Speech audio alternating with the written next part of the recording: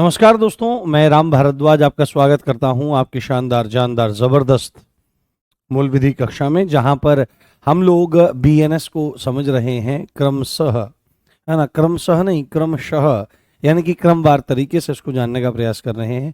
और एक एक धारा जो परीक्षा की दृष्टि से भी ज़रूरी हो सकती है और आपके ज्ञान वर्धन में भी वो बहुत ज़रूरी है, उसको सीखने का, समझने का और जानने का और बताने का मेरे द्वारा प्रयास किया जा रहा है। सीखने और समझने का प्रयास आपके द्वारा किया जा रहा है।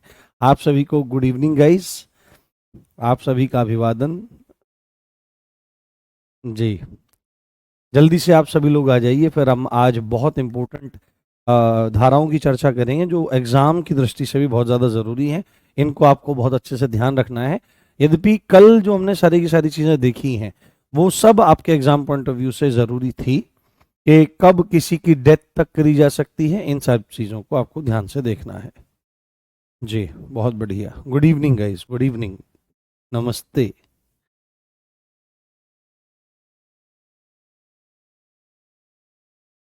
स्वागत, वंदन, अभिनंदन।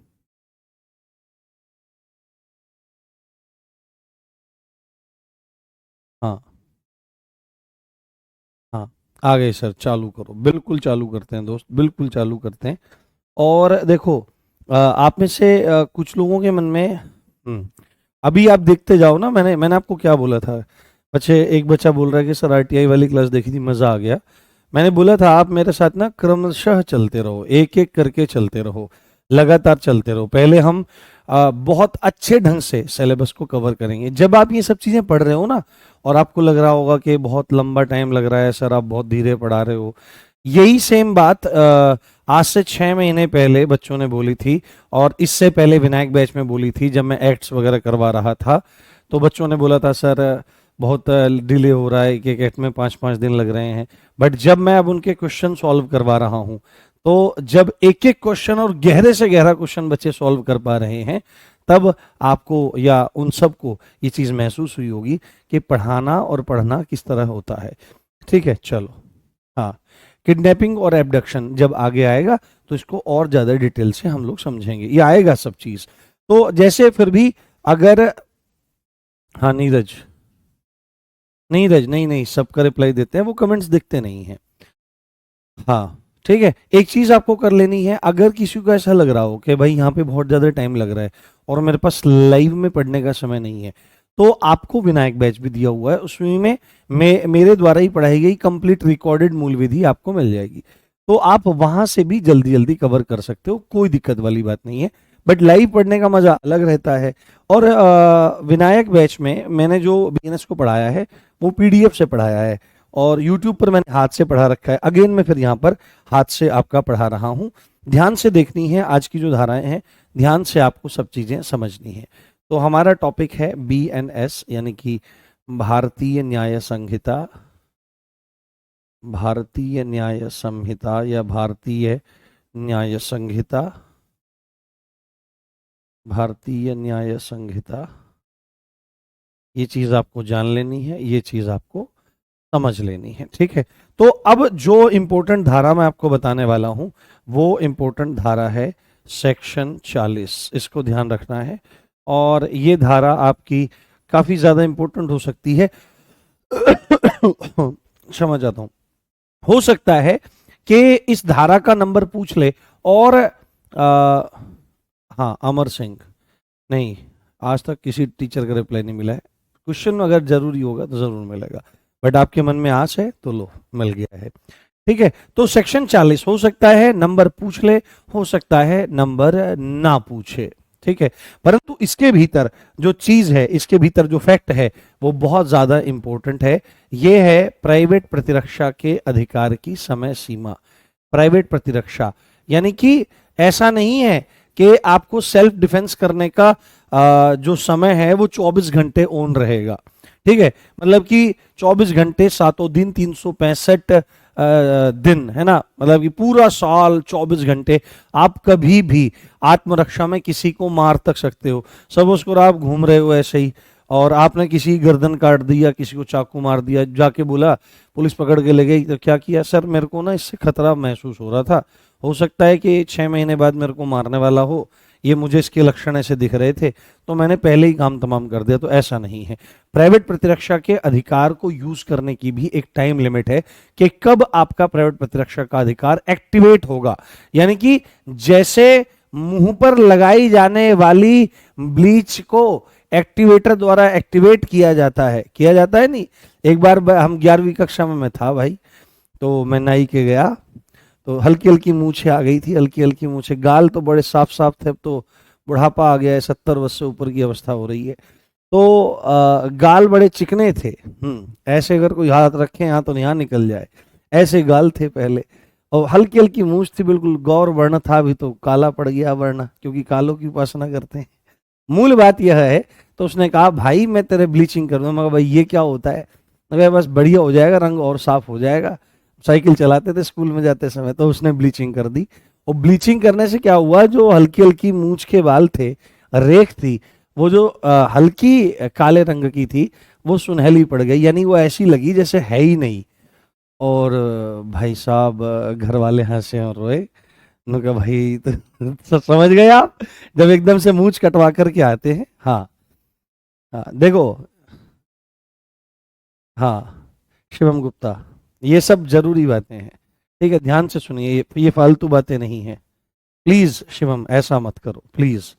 क्या पता आपको क्या पता है मैं क्या बेकार कर दिया, मैं आपको कुछ बताने वाला था इसके माध्यम से, मैं इस धारा पर लेकर आ रहा था इस माध्यम से। आप लोग पता नहीं क्यों यार भाई, हाँ बात मत करो सब, ये बात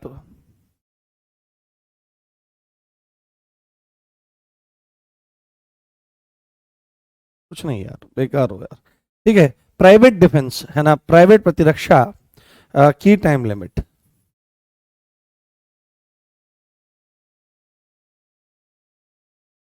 प्राइवेट डिफेंस की टाइम लिमिट, प्राइवेट डिफेंस की टाइम लिमिट, प्राइवेट डिफेंस की टाइम लिमिट। तो यहां पर हमको लिखना है, हमको लिखना है शरीर की प्राइवेट प्रतिरक्षा, शरीर की प्राइवेट प्रतिरक्षा के अधिकार का प्रारंभ होना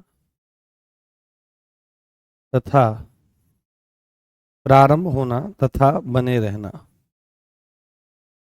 बने रहना तथा बने रहना। यानी शरीर की प्राइवेट प्रतिरक्षा करते हुए, यानी कि शरीर की प्राइवेट प्रतिरक्षा क्षमा चाहता हूं, शरीर की प्राइवेट प्रतिरक्षा के अधिकार का प्रारंभ होना, यानी कि जब शरीर को किसी तरह के नुकसान की आशंका हो, हानि की आशंका हो, हानि की आशंका हो, उस समय आपके प्राइवेट प्रतिरक्षा का अधिकार प्रारंभ हो जाएगा और तब तक बना रहेगा जब तक खतरे की आशंका टलती नहीं है। तो यहां पर सीधे ही आपको 2 पॉइंट्स नोट कर लेने हैं, उन 2 पॉइंट्स को आप ध्यान से समझिए और ध्यान से जानने का प्रयास करिए। प्रारंभ होना, प्रारंभ कब होगा, स्टार्ट कब होगा, स्टार्ट कब होगा। तो प्राइवेट प्रतिरक्षा का अधिकार यानी कि सेल्फ डिफेंस का जो अधिकार है, वो कब आपका प्रारंभ हो जाएगा, वह कब आपका प्रारंभ हो जाएगा, तो जब अपराध, जब अपराध, जब अपराध करने के, जब अपराध करने के प्रयत्न, जब अपराध करने के प्रयत्न या धमकी से, जब अपराध करने के प्रयत्न या धमकी से शरीर के, शरीर के संकट की आशंका पैदा हो जाती है, संकट की आशंका पैदा हो जाती है, संकट की आशंका पैदा हो जाती है, संकट की आशंका पैदा हो जाती है। यानी आप अपने शरीर की या किसी अन्य के शरीर की रक्षा करने के लिए अपने प्राइवेट प्रतिरक्षा के अधिकार का प्रयोग कब से प्रारंभ कर सकते हो? तो प्रारंभ इसका होता है जब अपराध करने के प्रयत्न, यानी कि किसी ने आपके शरीर को नुकसान पहुंचाने की कोशिश कर दी है, तो जैसे ही किसी ने आपके ऊपर प्रयत्न किया, तो जिस समय प्रयत्न हुआ, सपोज करो 10:10 पर सुबह किसी ने प्रयत्न किया, आप खड़े हो, तो उसी समय तक उसी समय आपके प्राइवेट प्रतिरक्षा के अधिकार का प्रारंभ हो जाता है और आप अपने या अन्य के शरीर की रक्षा करने के लिए जितना जरूरी हो उतनी तक हानि पहुंचा सकते हो। अगर जरूरी है तो डेथ तक कर सकते हो, सामने वाले को मार तक सकते हो। तो अगर आपके प्रति किसी ने अपराध का प्रयत्न कर दिया है तो उसी समय चालू हो जाएगा, या किसी ने धमकी दे दी है, ए सावधान हो जाओ मैं तुम्हें मारने आ रहा हूं, और इस बात को हल्के मत लेना, तो किसी ने धमकी दे दी तो उसी समय, और उस धमकी से क्या हो जाए, शरीर की है ना, शरीर के संकट है ना, शरीर के संकट की आशंका पैदा हो जाए, थ्रेट पैदा हो जाए बॉडी को, उसी समय से आपका वह अधिकार जो है वह प्रारंभ हो जाएगा। उसके बाद कब तक कंटिन्यू रहेगा, कब तक बना रहेगा, कब तक बना रहेगा, कब तक बना रहेगा, है ना, कब तक बना रहेगा, कब तक कंटिन्यू रहेगा, कब तक कंटिन्यू रहेगा, कब तक कंटिन्यू रहेगा, कब तक कंटिन्यू रहेगा, कब तक कंटिन्यू रहेगा, तो जब तक शरीर, हाँ, जब तक शरीर के संकट की आशंका बनी रहेगी, आशंका बनी रहेगी, आशंका बनी रहेगी, यानी कि जब तक खतरा बना रहेगा, जब तक शरीर पर खतरा बना रहेगा, जब तक शरीर पर खतरा बना रहेगा तब तक वो कंटिन्यू रहने वाला है, तब तक खतरा बना रहेगा। तो ये आपका सेक्शन 40 है, प्राइवेट प्रतिरक्षा की टाइम लिमिट। तो शरीर की प्राइवेट प्रतिरक्षा के संदर्भ में प्रारंभ कब होगा, जब किसी ने प्रयत्न कर दिया है या धमकी दे दी है और उस धमकी से शरीर के संकट की आशंका पैदा हो गई है। ठीक है, कब तक बना रहेगा, तो जब तक शरीर पर खतरा बना रहेगा या खतरे की आशंका बनी रहेगी। ठीक है, ठीक है, ठीक है, ठीक है, धन्यवाद। आगे चलते हैं, बहुत बढ़िया, सेक्शन 40 हो गया। उसके बाद अगले सेक्शन की ओर हम लोग चलते हैं और सेक्शन 41 यहां पर बात करता है। अभी तक इन जिन सेक्शंस की बात करी हमने, उन्होंने क्या बात बताई, शुरुआत में 34 था, हाँ, शुरुआत में 34 था। उसके बाद अगेन आपका ये बताया गया कि शरीर और संपत्ति के प्राइवेट प्रतिरक्षा का अधिकार है, अपने और अन्य के भी। फिर उसके बाद आगे शरीर के संबंध में सारी की सारी चर्चा होती हुई यहां पर आ गई है। उसके बाद यहां पर सेक्शन 41 में आप देखने का प्रयास करो कि कब संपत्ति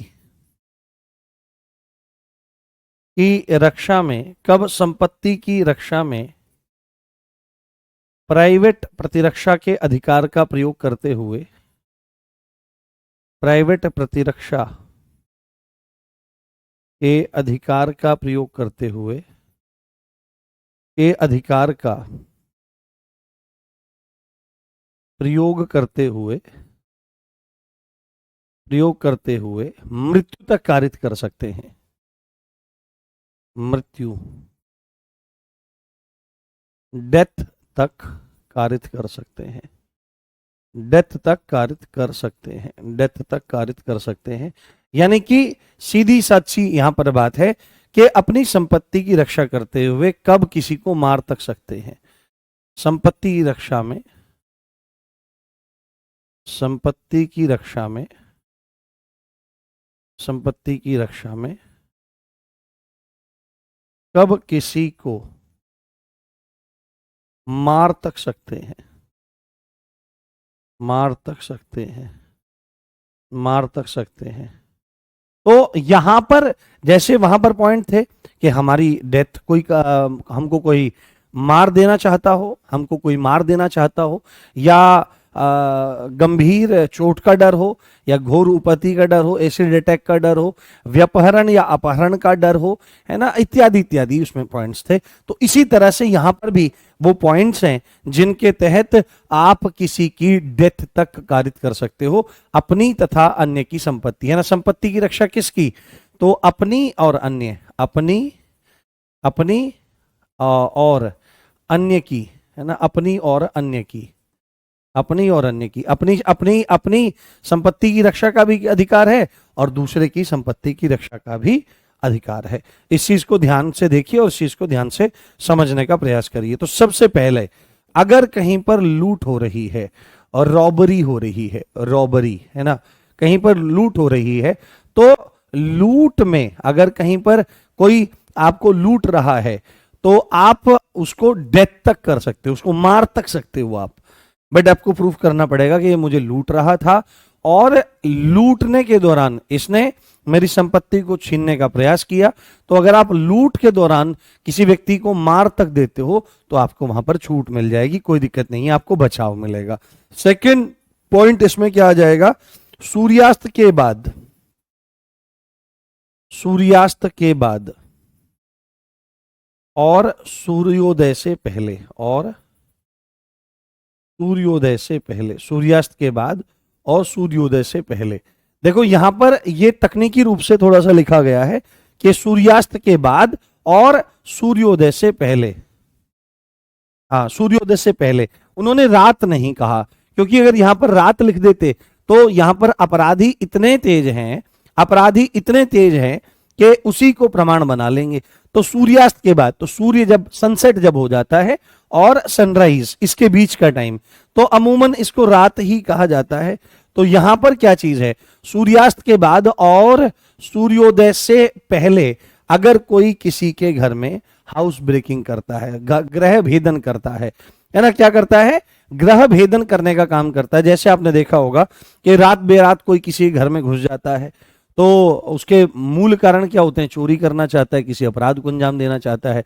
पर मूल चीज क्या है कि जवानी के नशे में भी जो लड़के हैं वो चले जाते हैं अपनी प्रेमिका के घर मिलने, और एक बात बताएं, अगर वहां पर पकड़ लिए गए और पकड़ लिए जाने के बाद वहां पर पहले तो धुनाई होगी, और धुनाई होने के बाद फिर अगर वहां पर इतनी पिटाई हो गई या मार भी दिया गया तो मारने वालों को जान बच जाएगी। किस लिए? क्योंकि रात्रि में हाउस ब्रेक करना गंभीरतम अपराधों में से आपका आता है। सूर्यास्त के बाद और सूर्योदय से पहले, सूर्योदय से पहले क्या करना? गृह भेदन करना, गृह भेदन, गृह भेदन, हाउस ब्रेकिंग, हाउस ब्रेकिंग। तो अगर ऐसा कुछ हो रहा है तो क्या हो जाएगा? तो डेथ तक कर सकते हैं। तो सोच समझ करके ऐसे लोगों को जाना चाहिए।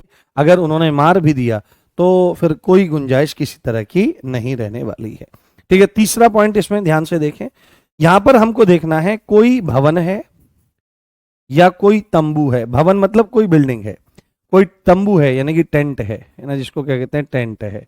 कोई भवन है या कोई तंबू है या कोई जलयान है, या कोई जलयान है। जलयान मतलब कोई शिप है, कोई वेसल है, कोई नौका है, जिसको मानव आवास के रूप में प्रयोग किया जा रहा है, और संपत्ति की रक्षा के स्थान के रूप में प्रयोग जिसको किया जा रहा है। हाँ हाँ।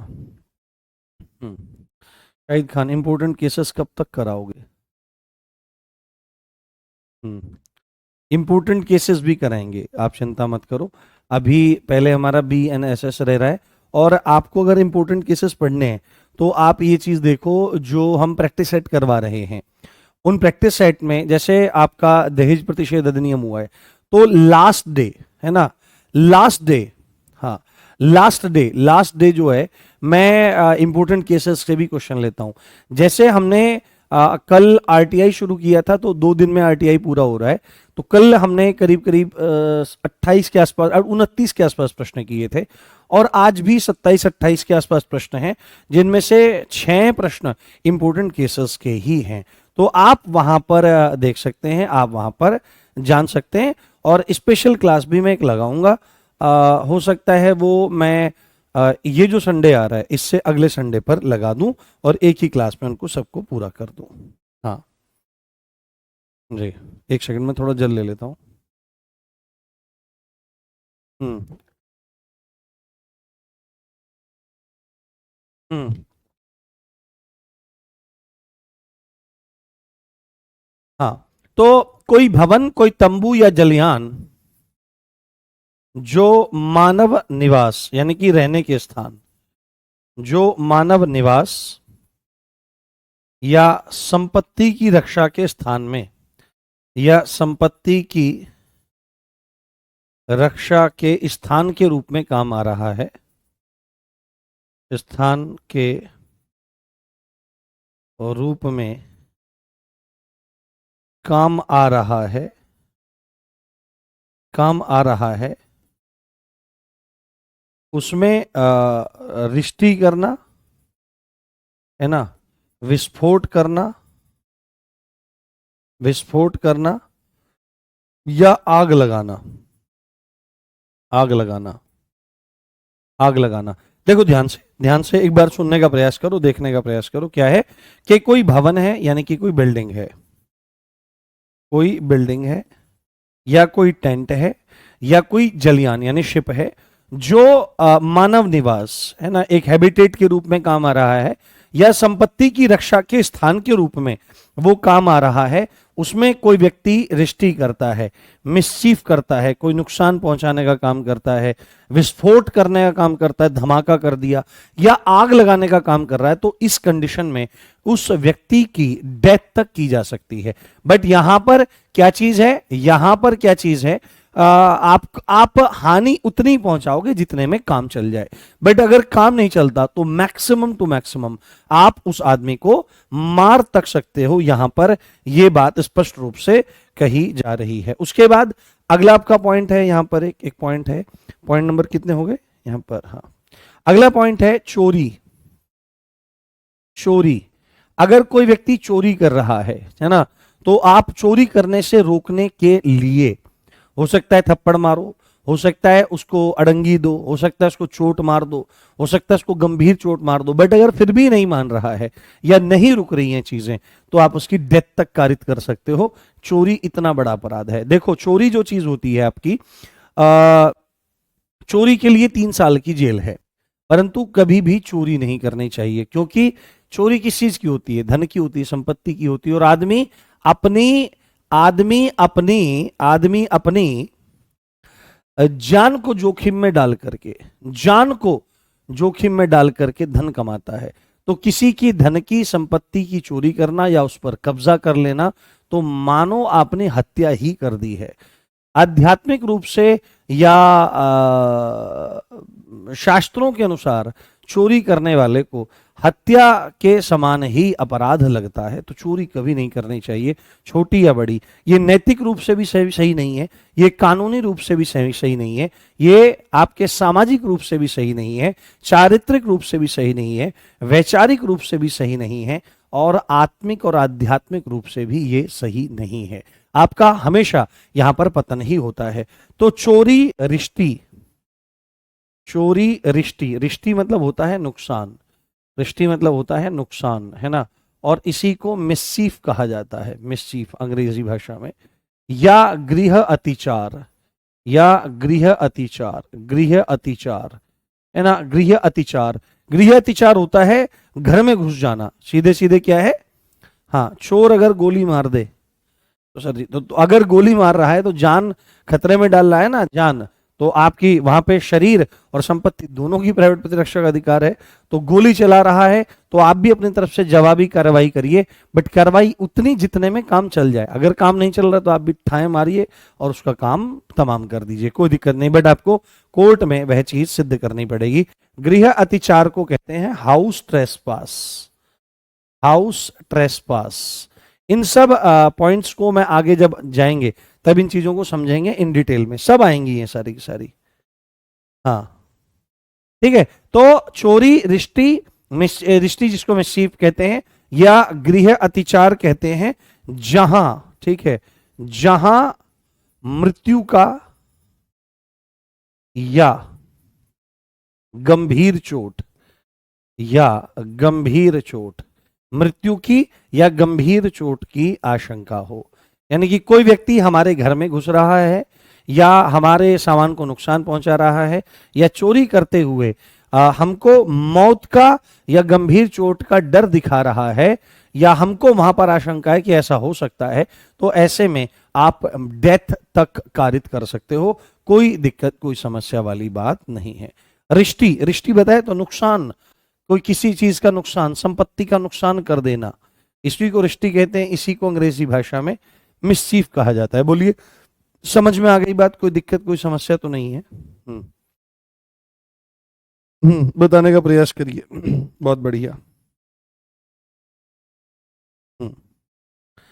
बताइए दोस्तों।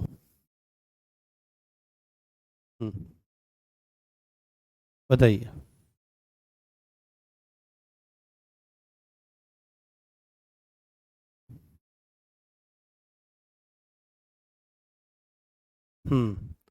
हाउस ब्रेकिंग और हाउस ट्रेसपासिंग दोनों अलग अलग चीज हैं। जी जी शायमा जी, मैंने देख लिया आपका कमेंट।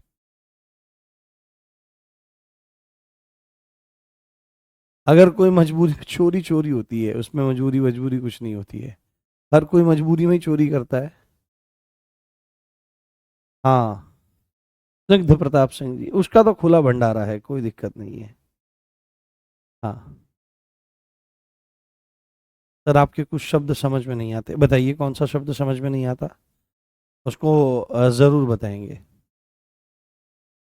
ठीक है, चलिए, बहुत बढ़िया। अब जैसे हमने यहाँ पर देखा था, जैसे हमने यहाँ पर धारा 40 में देखा था प्राइवेट प्रतिरक्षा की टाइम लिमिट, और विशेषकर किसके संदर्भ में था? शरीर की प्राइवेट प्रतिरक्षा के अधिकार का प्रारंभ होना और बने रहना। सेम यहाँ पर आपका क्या है? सेम यहाँ पर संपत्ति की रक्षा करते हुए प्राइवेट प्रतिरक्षा के अधिकार का प्रारंभ होना और बने रहना, और बने रहना। हाँ, और बने रहना, यहां पर यह है धारा 43। कौन सी है? धारा 43 है।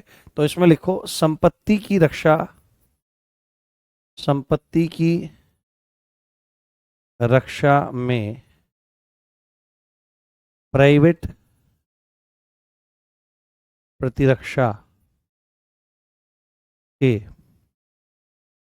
अधिकार का प्रारंभ होना, अधिकार का प्रारंभ होना, अधिकार का प्रारंभ होना और बने रहना, और बने रहना, और बने रहना,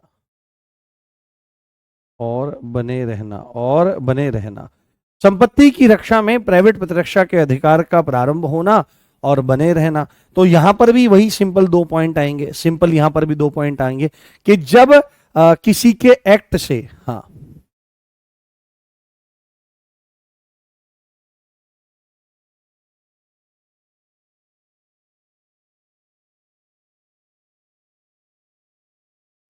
अच्छा, कोई बच्चे बोल रहे हैं सर आप विशुद्ध हिंदी बोलते हैं। नहीं नहीं, ऐसा नहीं है। विशुद्ध हिंदी कहाँ बोलता हूँ मैं? सब बोलता नहीं, जहाँ पे लगता है। हाँ, यहाँ पर जहाँ पर लगता है। हाँ, जहां पर लगता है कि थोड़ा कठिन हो रहा है, वहां पर बताता हूं। अब ये प्राइवेट प्रतिरक्षा का अधिकार है, प्रारंभ होने का मतलब क्या है? स्टार्ट है। इतना तो आपको भी पता होगा, प्रारंभ होना, बने रहना, ये तो सिंपल हिंदी है। कोई आप इंग्लिश टू इंग्लिश बोलने वाले बच्चे हो क्या? अब आप इंग्लिश टू इंग्लिश बोलने वाले बच्चे हो, हिंदी कभी आपने सुनी नहीं, प्रारंभ शब्द सुना नहीं। प्राइवेट प्रतिरक्षा मैंने अभी बता ही दिया है, प्राइवेट डिफेंस है। तो संपत्ति आपको समझ में आता ही है, प्राइवेट डिफेंस है, प्राइवेट डिफेंस है, प्राइवेट डिफेंस है। तो इसमें क्या मतलब अलग हो जाएगा? तो यहां पर क्या है कि जब संपत्ति खतरे में आ जाए, जब संपत्ति खतरे में आ जाए, जब संपत्ति खतरे में आ जाए, जब संपत्ति खतरे में आ जाए, तब से यह अधिकार प्रारंभ हो जाता है। और जब तक खतरा बना रहता है, जब तक संपत्ति पर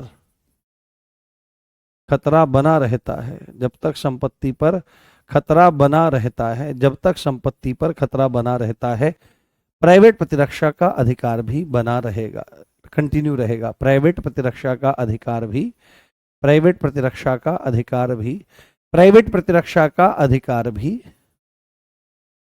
प्राइवेट प्रतिरक्षा का अधिकार भी बना रहेगा, बना रहेगा।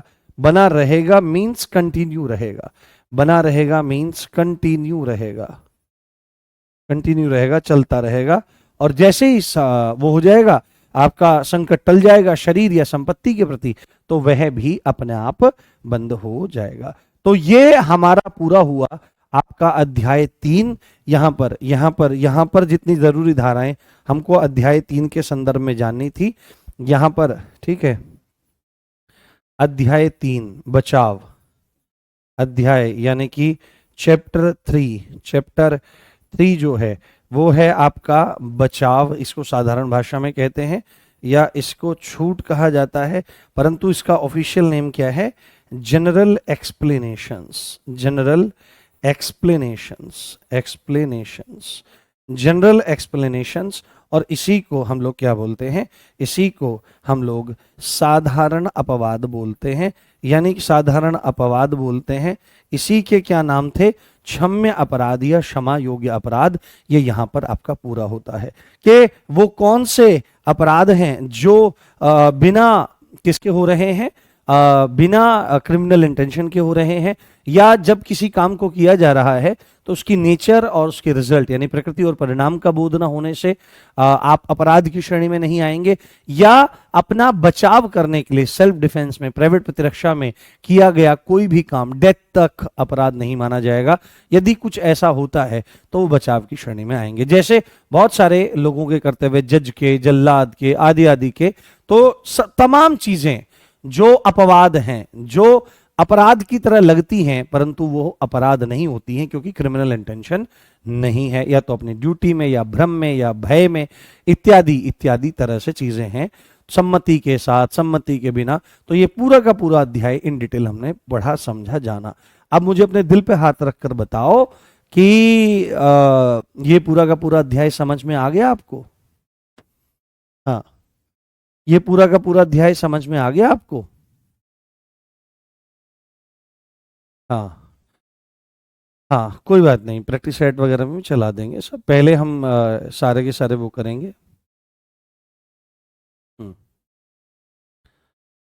हाँ, जस्ट अ मिनट। हाँ, हाँ, आज थोड़ा सा मन ठीक नहीं है, तो कल जरूर सुनाएंगे आपको, निश्चिंत रहो आप।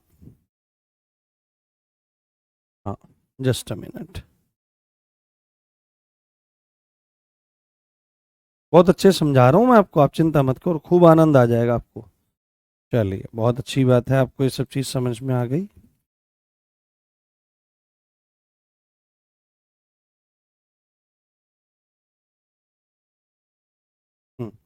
ठीक है।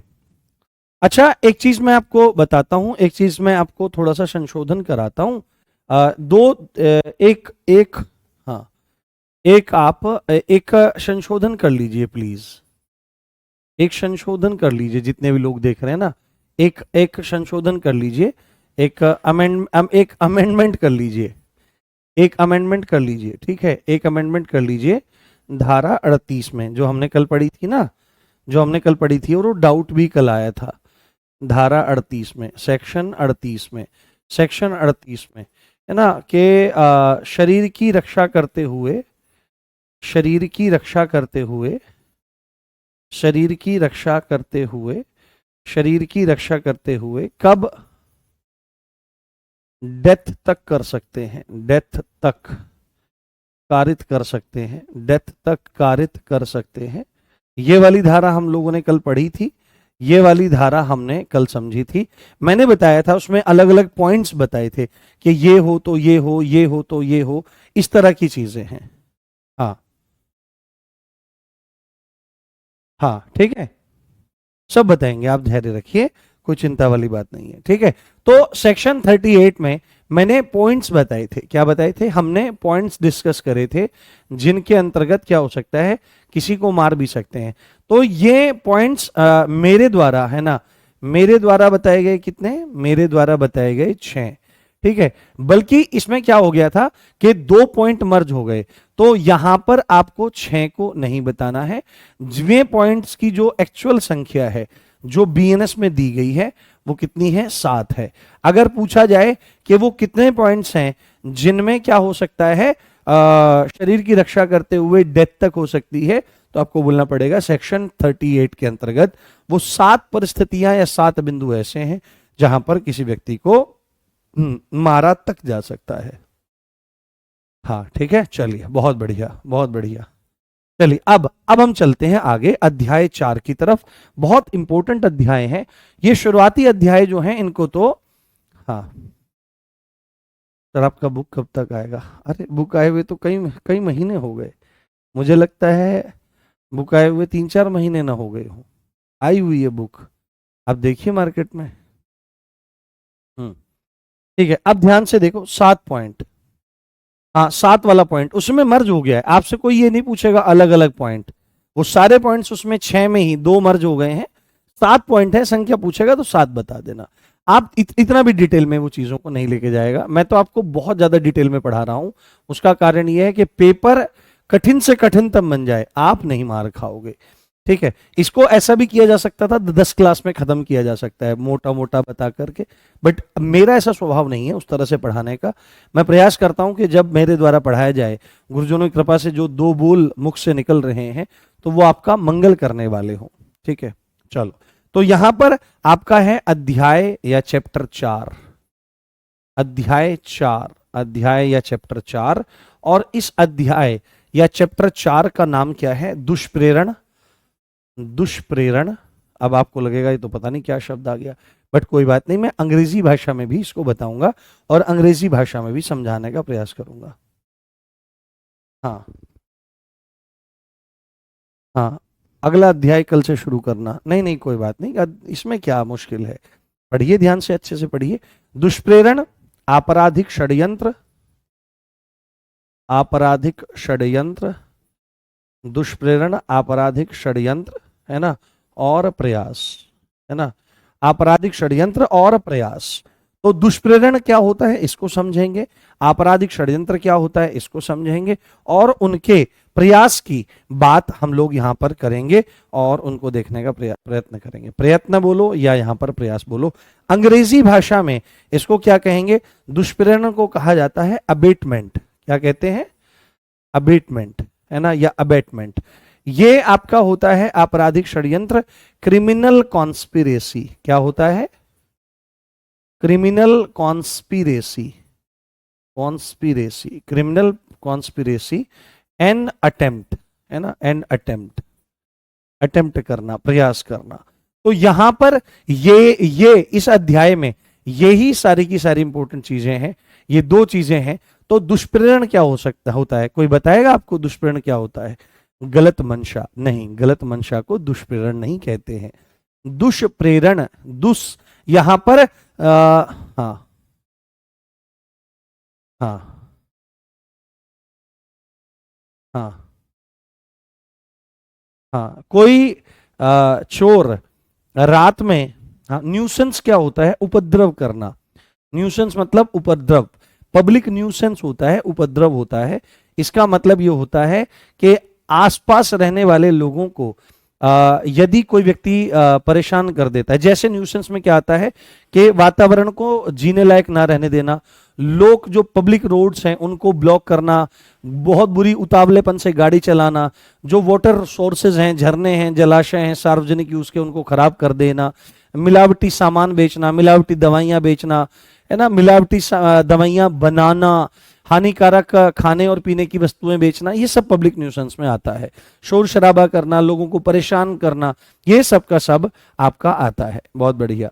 तो दुष्प्रेरण, देखो दुष्प्रेरण, अब इसी को समझते हैं, सबसे पहले इसी को देखने का प्रयास करते हैं, सीधे धारा को ही लिखते हैं और धारा आपको जो समझनी है वो देखना है। ये है सेक्शन 45, क्या है, सेक्शन 45, सेक्शन 45 है। ज्यादातर हाँ, है ना, ये है सेक्शन 45। तो यहां पर दी गई है दुष्प्रेरण की परिभाषा, किसकी? दुष्प्रेरण की परिभाषा। दुष्प्रेरण, दुष्प्रेरण, दुष्प्रेरण को अंग्रेजी भाषा में क्या कहते हैं? अबेटमेंट। तो अबेटमेंट की परिभाषा यहां पर दी गई, दुष्प्रेरण की परिभाषा यहां पर दी गई है। तो आप सामान्य अर्थों में पहले इसको देखो और सामान्य अर्थों में इसको जानने का प्रयास करो। देखो, प्रेरण, यहां पर क्या शब्द लिखा हुआ है? प्रेरण शब्द लिखा हुआ है, प्रेरण। तो प्रेरण, प्रेरण क्या होता है? किसी को प्रेरणा देने के संदर्भ में है, किसी को प्रेरणा देने के संदर्भ में है। और यहां पर आपका एक उपसर्ग भी जुड़ा हुआ है, जो आपका दुस उपसर्ग है। क्या है? दुस उपसर्ग है। तो दुस उपसर्ग का मतलब क्या आता है? ये दुस उपसर्ग, आपको एक बात समझनी चाहिए, भाषा की जो सबसे छोटी इकाई है वह वर्ण होती है, या ध्वनि कह लीजिए, मुख से निकलने वाली सबसे छोटी ध्वनि, है ना, या उसी को जब हम लिखते हैं, उस ध्वनि को जब हम लिख देते हैं तो उसी को वर्ण कहते हैं। तो वर्ण या ध्वनि भाषा की सबसे छोटी इकाई है।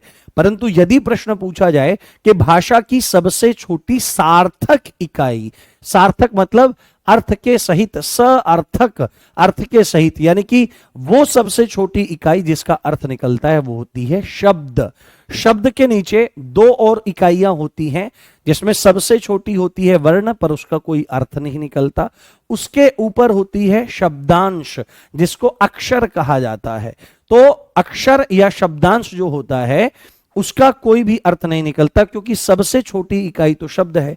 तो जितने भी उपसर्ग होते हैं, उपसर्गों की परिभाषा आपको पता होगी। उपसर्ग कहते हैं वे शब्दांश जो शब्द के आगे जुड़कर या लगकर उसके अर्थ में परिवर्तन कर देते हैं। तो वैसे तो क्या चीज है, उपसर्ग का अपना कोई अर्थ नहीं होता, पर लगभग लगभग एक अर्थ को विकसित करना पड़ता है, डेवलप करना पड़ता है। तो उपसर्ग, दुस उपसर्ग का जो अर्थ आ जाता है वो बुरे की सेंस में जाता है, खराब की सेंस में जाता है, खराब की सेंस में जाता है। तो यदि आपको दुष्प्रेरण शब्द का शाब्दिक अर्थ देखना हो, देखो हमारी सबसे बड़ी प्रॉब्लम ही ये है, चीजों को हम समझ नहीं पाते, क्योंकि हम सीधे ही पीएचडी करना चाहते हैं किसी भी चीज में, और किसी शब्द को देख करके उसकी सीधे परिभाषा को लिख देना तो उस शब्द के जानने के क्रम में पीएचडी करने के बराबर है। आप इस चीज को अपनी लाइफ में इंप्लीमेंट करिए कि कोई भी शब्द है तो सिद्धांत क्या कहता है, कोई शब्द है तो उसका कोई ना कोई अर्थ होगा, क्योंकि जिसका अर्थ ही नहीं है वो शब्द नहीं कहलाता। हालांकि कह दिया जाता है कि अर्थ के आधार पर शब्द दो प्रकार के होते हैं, सार्थक और निरर्थक, परंतु मूल बात यही है, जिसका अर्थ निकले वही शब्द होता है। ठीक है, वही शब्द होता है। तो सबसे पहले शाब्दिक अर्थों को पकड़ना चाहिए, और शाब्दिक अर्थों को जानने के क्रम में जब हम आगे बढ़ते चले जाते हैं तो परिभाषा का निर्माण स्वतः ही हो जाता है। जैसे आप यहां पर देखो, दुष्प्रेरण, दुष् मतलब बुरा, प्रेरण मतलब प्रेरणा, तो इसका शाब्दिक अर्थ निकलेगा बुरी प्रेरणा, बुरी प्रेरणा। तो आप बोलोगे कैसी बुरी प्रेरणा, है ना। तो अब यहां पर प्रेरणा कोई लड़की नहीं है कि भाई प्रेरणा तो बुरी है, नहीं, बुरी प्रेरणा किसी को खराब काम के लिए उकसाना। ठीक है, बुरी प्रेरणा यानी कि किसी को उकसाना, किसी को उकसाना, किसी को उकसाना कि भाई एक काम कर, एक काम कर, तेरे पड़ोसी का लड़का जो है वो बढ़िया यूपीएससी की तैयारी कर रहा है। हाँ, एक काम करना, जिस दिन वो पेपर देने जाएगा यूपी पुलिस एसआई का, तू एक काम कर देना, सुबह ही निकलेगा वो, उसकी मोटरसाइकिल में पंचर कर देना। ये है, तो ये है। अब अगर कोई व्यक्ति इस तरह से किसी को बोल रहा है तो इसको कहते हैं दुष्प्रेरण, बुरी प्रेरणा देना, है ना। उकसाना किसी को गलत काम के लिए, उकसाना किस लिए, गलत काम के लिए, गलत काम के लिए, गलत काम के लिए, गलत काम के लिए उकसाना। तो यहां पर शाब्दिक अर्थ क्या आ गया, बुरी प्रेरणा देना या किसी को उकसाना, ये इसके शाब्दिक अर्थ निकल करके आ गए हैं। परंतु यहां पर इस तरह से काम नहीं चलेगा। परिभाषा में ये शाब्दिक अर्थ वगैरह तो हमने जान लिया, पर कानून में इस तरह से चीजें समझी नहीं जाती हैं। वहां पर वो क्या बोल रहे हैं कि दुष्प्रेरण 3 तरीके से होता है, ठीक है। 3 तरीके हैं दुष्प्रेरण करने के, 3 तरीके। पेपर में पूछेगा कि दुष्प्रेरण के कितने तरीके हैं, तो सबसे पहला तरीका आप क्या बोलोगे, सबसे पहला आप बोलोगे किसी को उकसाना, ठीक है, किसी को उकसाना। जैसे एक एग्जाम्पल मैं आपको बताता हूं, एक एग्जाम्पल आप देखिए, एक एग्जाम्पल से आप समझने का प्रयास करिए। सपोज करो यहां पर ये है ए, ठीक है, ये है ए, और ये है आपका एक व्यक्ति बी, और ये है आपका एक व्यक्ति सी। अब ये दोनों क्या हैं, ये दोनों ही, ये भी बी भी और ये भी सी भी, ये इस सी इससे ए से शत्रुता रखते हैं। क्या करते हैं, आप इसको दुश्मन मानते हैं कि भाई ये तो ना हमारा दुश्मन है, जब तक ये रहेगा मेरी छाती पे सांप लौटता रहेगा। अब ये जो बी है आपका, ये बड़ा चतुर है, ये बड़ा चालाक है, ये चाहता तो है कि ए मारा जाए, ठीक है, ये चाहता है ए मारा जाए, है ना, ए मारा जाए, या ए को किसी भी तरह का कोई नुकसान होवे, ये चाहता तो है परंतु स्वयं नहीं करना चाहता। तो ये क्या काम करता है, ये बी जाता है सपोज करो सी के पास, ए और भाई सी क्या हाल है तेरे, ने कहा भाई हाँ मैं तो ठीक हूं, तू बता, मैं भी ठीक हूं। तो बी बोलता है यार मेरी छाती जली जाती है। उनको भाई क्यों, क्या हो गया, यार वो उस मोहल्ले में ए है ना जो, तो ये भी उसी चीज का परेशान है, मरीज है, उसी रोग का रोगी है। तो ये भी कहेगा हाँ हाँ हाँ हाँ हाँ हाँ, बता बता भाई क्या किया, यार भाई उसका कुछ करना पड़ेगा भाई, मैं उसे देख नहीं पा रहा हूं, मैं बर्दाश्त नहीं कर रहा हूं, या तो भाई उसे निपटाओ, उसका कुछ ना कुछ करो। तो ये एकदम बोलेगा भाई बताओ क्या करूं, तो वो कहेगा देख मेरे पास ना एक मस्त आइडिया है। तो बोलेगा हाँ, और सपोज करो जितनी शत्रुता ये करता है उससे ज्यादा सी करता है, तो बी सी को उकसाता है, बी सी को उकसाता है, एक काम कर उकसाता है, क्या उकसाता है कि सी तू बी को मार दे, बी को मार दे, बी को मार दे। तो बी जब सी को ये बात कह रहा है कि सी तू बी को मार दे, तो ये जो पूरा का पूरा प्रोसेस है, ये पूरा का पूरा जो प्रोसेस है, ये पूरी की पूरी जो घटना हुई है, यही दुष्प्रेरण के अंतर्गत किसी को उकसाना हो गया, किसी को भड़काना हो गया, है ना, किसी को भड़काना हो गया। जैसे जीजी री जीजी, हाँ अम्मा, ए वो बड़ी बहू तेरे बारे में बोल रही थी, बुढ़िया बहुत खाती है। अच्छा आ जाने दे उसे, आजा, जैसे बोलते हैं ना उसमें पिक्चरों में बोलते हैं, गांव देहात में बोलते हैं बड़ी बूढ़ी औरतें कि आ जाने दे, आने दे मेरी शौक को, आज देखूंगी कि या तो वही रहेगी या मैं ही रहूंगी। तो उकसा देना, भड़का देना किसी को, ये होता है आपका दुष्प्रेरण। तो दुष्प्रेरण के अंतर्गत ये आता है। दूसरी चीज क्या आ जाती है दुष्प्रेरण के अंतर्गत, षड्यंत्र भी इसी के अंतर्गत आ जाता है। षड्यंत्र, षड्यंत्र करना, उकसाना, है ना, उकसाना, इसको सामान्य अर्थों में भड़काना। षड्यंत्र मतलब कॉन्स्पिरेसी, कॉन्स्पिरेसी, कॉन्स्पिरेसी, कॉन्स्पिरेसी भी इसी में आ जाए, क्योंकि कॉन्स्पिरेसी में भी तो दुष्प्रेरण ही होगा कि तू ये करना, मैं वो करूंगा, मैं वो करूंगा, मैं ये करूंगा, इस तरह से। हाँ, ये जो शब्द मैंने प्रयोग किया है, ये गांव देहात में बहुत प्रयोग करती हैं बड़ी बूढ़ी औरतें, है ना, बड़ी बूढ़ी औरतें करती हैं, पता होगा आपको। और देहाती सिनेमा और थिएटर में भी ये बहुत ज्यादा आपका प्रयोग किया जाता है, ठीक है। तो यहां पर उकसाना षड्यंत्र हो जाएगा। और तीसरी बात है किसी की सहायता करना भी, किसी की सहायता करना भी आपका किसमें आ जाएगा, हेल्प करना भी आपका दुष्प्रेरण के अंतर्गत ही आ जाएगा। सपोज करो अब यहां पर यह बात आई है, यहां पर यह बात आई है, तो ए से दुश्मनी रखते हैं बी और सी। अब एक भाई और मिल गया इनका डी, ये भी शत्रुता रखता है, ये भी दुश्मनी रखता है। ये और आके बैठ गया जब ये डिस्कशन चल रहा था कि बी तू एक काम कर दे, तू ना ये बी कहता है सी को, बी कहता है सी को कि सी तू ए को मार दे, यहां पे हमने गलत लिख दिया है, तू ए को मार दे, तू ए को मार दे, ये काम है। तो बोलेगा ठीक है भाई मार देते हैं, कोई बात नहीं, बताओ कैसे करना है।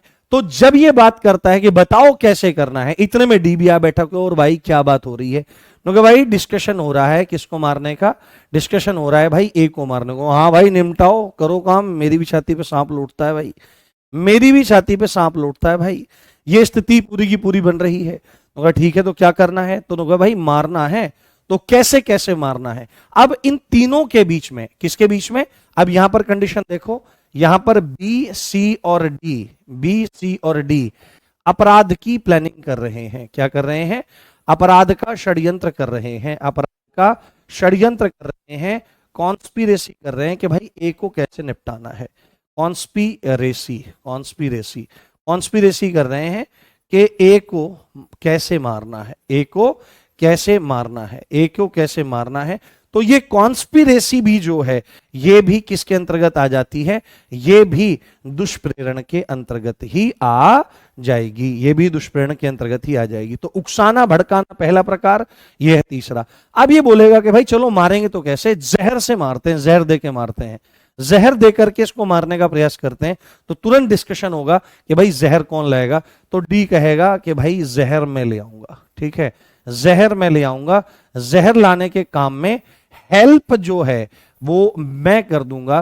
तो अगर ये डी हेल्प भी कर रहा है, इन सबके बीच में डिस्कशन भी हो रहा है, या केवल उकसाने का भड़काने का काम किया जा रहा है, तो ये तीनों ही तरीके दुष्प्रेरण के माने जाते हैं। तो आपको ध्यान रखना है, सेक्शन 45 में दुष्प्रेरण की परिभाषा है, अबेटमेंट की परिभाषा है। तो उकसाना भी दुष्प्रेरण के अंतर्गत आता है, षड्यंत्र करना भी दुष्प्रेरण के अंतर्गत आता है, और हेल्प करना भी, है ना, किसी को किसी अपराध में हेल्प करना भी दुष्प्रेरण के अंतर्गत आता है। पूछा जाए धारा कौन सी में परिभाषा है, तो बोलना पड़ेगा 45 में। होता क्या है? तो बुरी प्रेरणा देना, किसी को उकसाना भड़काना, यह सामान्य अर्थ है। और तीन वो कितने तरीके हैं? तो तीन तरीके हैं, इस चीज को ध्यान रखिए। बोलिए, समझ में आ गया? यहां तक कोई डाउट, कोई समस्या, कोई परेशानी तो नहीं है? हम्म हम्म हाँ, यूजर, कोई यूजर नाम के बंदे हैं, मुझे पता है, जानबूझ करके कमेंट लिख रहे हो। हाँ, मैंने कई बार जानकारी दे दी है कि रविवार में 2.0 बैच की फुल पीडीएफ डलवा दी जाएगी। हाँ, आपका जो ये शब्द चयन का तरीका है, मेरे बाप 2.0 की पीडीएफ डलवा दो, तो अनुकूल है। चलिए, धन्यवाद, ऐसे शब्दों के लिए बहुत बहुत धन्यवाद। हाँ, अगर अनजाने में हेल्प हो जाए, नहीं अनजाने में हेल्प थोड़ी होती है, हेल्प अनजाने में नहीं होती है। हाँ, चलिए, बहुत बढ़िया। हम्म चलिए ठीक है, मिलते हैं फिर 7 बजे वाले आरटीआई के प्रैक्टिस सेट में। अपना ध्यान रखिए। इसी अच्छी बात के साथ आप देख रहे थे मुझे, मेरा नाम है राम भारद्वाज। जय हिंद, जय भारत, नमस्कार, love you all guys, bye.